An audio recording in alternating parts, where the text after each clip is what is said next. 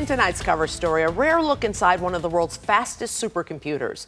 The Aurora supercomputer at Argonne National Laboratory is helping scientists solve some of the biggest problems facing humanity. But what is it that transforms a simple computer into a supercomputer? WGN's Mike Lowe reports.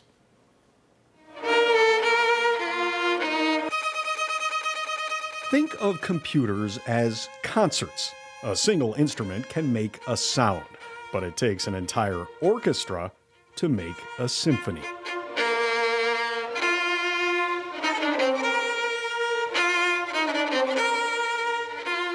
In a similar way, a single computer can make calculations, but thousands of computers, networked together, can make mathematical music. It's very fast at doing math. Now, your laptop can do math. It's just the scale of math that it can do.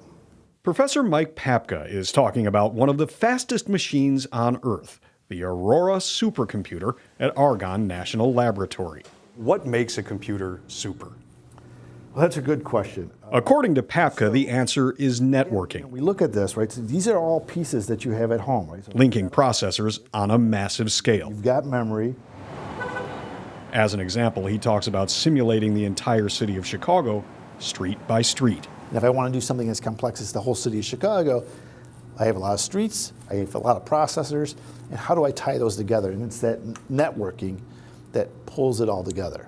Papka is the director of Argonne's computing facility. The Aurora is not Argonne's first supercomputer, but it is the most powerful. We have 8 rows that look like this. He took WGN on a rare tour inside of the supercomputer. Now we can actually start to see the size of Aurora. So these are all the cabinets.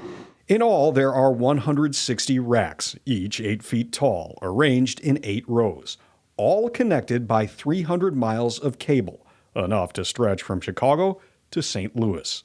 It's just really the kind of number of operations that the system can do. The Aurora is capable of a quintillion calculations per second. That's a 10 with 18 zeros after it. One way to think of that is if everybody on this planet was doing math, 4 problems a second for 24 hours a day, 7 days a week, for a little over a year. That's what Aurora can do in 1 second. Aurora is so big that the U.S. Department of Energy constructed a state-of-the-art building just to house it. It covers 10,000 square feet. That's the size of 2 full courts at the United Center. It weighs 600 tons, as much as the biggest passenger plane at O'Hare. It's that it's all interconnected, right? So it's not really any more complicated than your laptop, but the fact that you connect 1 million laptops together. And this mechanical room could power a small city. Yeah, there's 60 megawatts of power upstairs.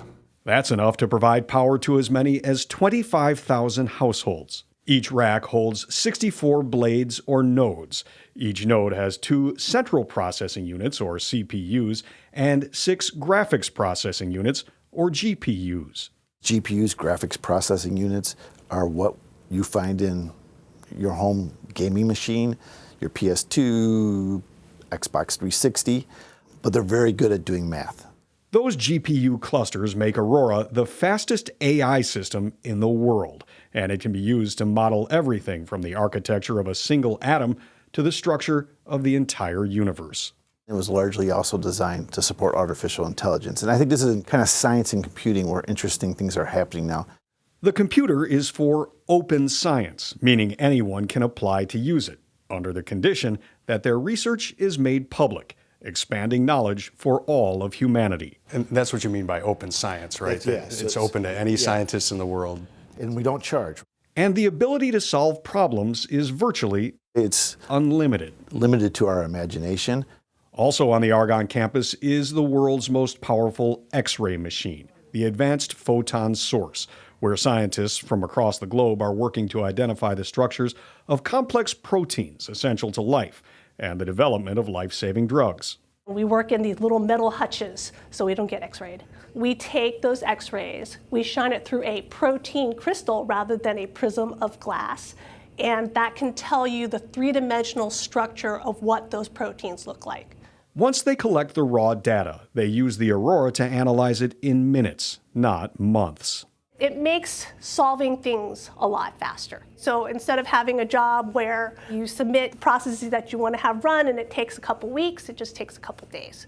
So it leads to breakthroughs a lot faster when the time that it takes to do these calculations is a lot shorter. Scientists are already using the supercomputer to simulate experiments that are either too expensive or too dangerous to conduct in real life, and could lead to breakthroughs in areas from human health to engineering, finance, national security, and disaster prediction. Earthquake simulations here, hurricane simulations here. This is a cosmology simulation. Previous generation machines like Mira couldn't do everything together. So if you wanted all the pieces of the reactor, you would do them as separate simulations. And now with Aurora type systems, you start to combine those together. The combination of supercomputing, quantum physics, and artificial intelligence is all part of Governor J.B. Pritzker's vision to make Illinois the nation's leading tech hub. You can't have a forward-thinking, innovative economy if you are not focused on quantum and AI, and that's precisely what we have. And it's all working in concert just outside of Chicago's city limits. At Argonne National Laboratory, Mike Lowe, WGN News.